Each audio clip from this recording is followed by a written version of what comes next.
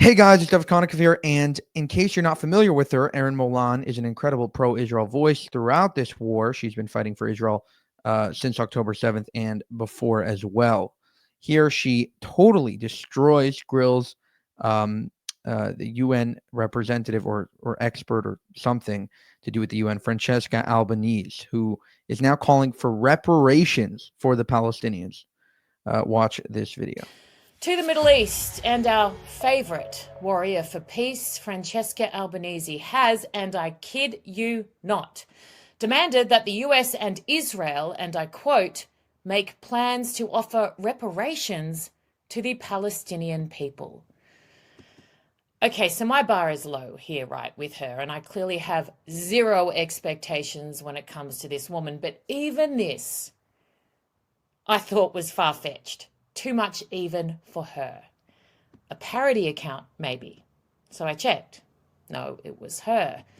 Potentially, the meaning of the word reparations had changed since I last used it, because the definition I had from the Oxford Dictionary was the action of making amends for a wrong one has done.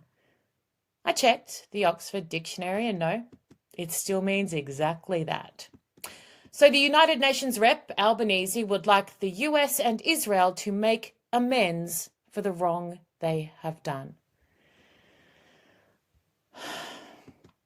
How about this, Francesca?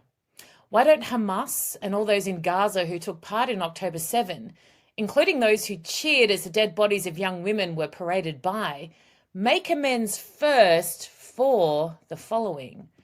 The atrocities they committed, the murderous killing spree against men, women and children that resulted in the biggest loss of Jewish life since the Holocaust. The hundreds of hostages they dragged back into tunnels and tortured, some, including babies, still there 500 days later. The thousands of their own women and children they used as human shields and launch pads for missiles aimed straight at Israel. And starting this whole bloody thing. And then, only then, might your request be considered. Side note, even then, it will be wholeheartedly rejected. Maybe you could save yourself the wasted time trying to do that and have a look at some of the testimony directly out of the mouth of former hostage Amit. Remember on Piers Morgan when you refused to concede Hamas would ever dare do such a thing?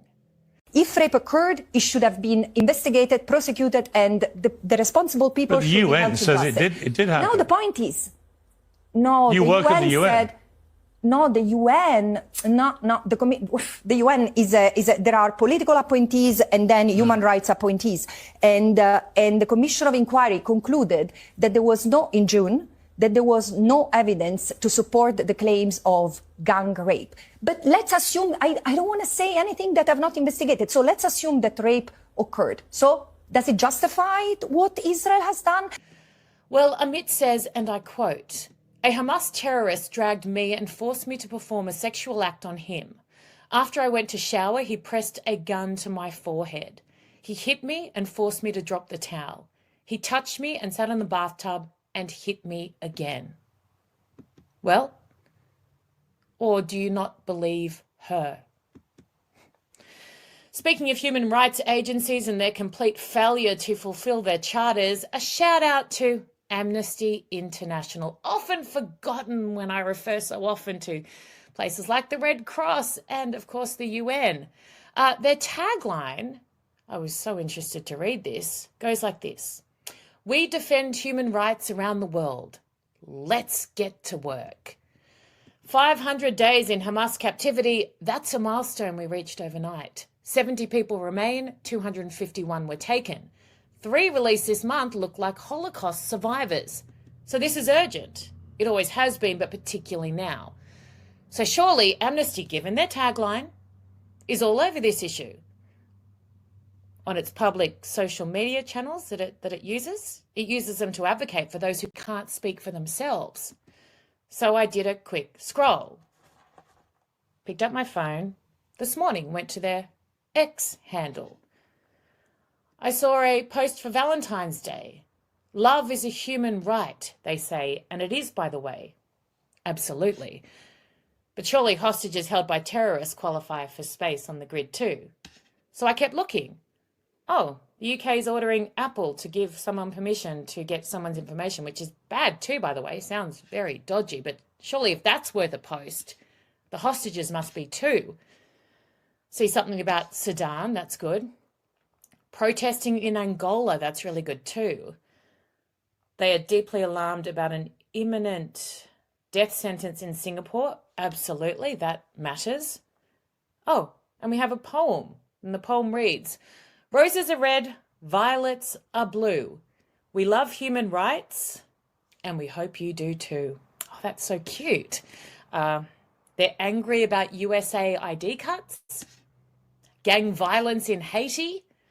Oh, TikTok, here we go. Amnesty International wants targeted ads on TikTok banned for people under 18.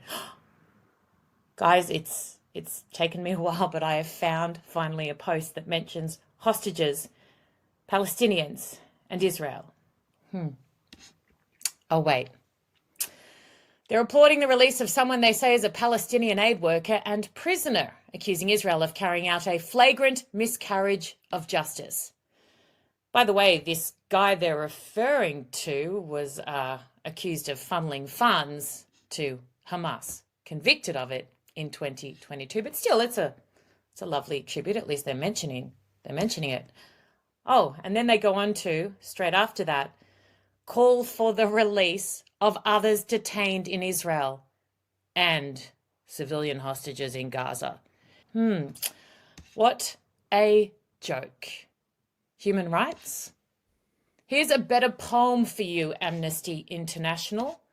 Roses are red, violets are blue. We love human rights unless you're a Jew. All right, let's end with that. She had a great, monologue there.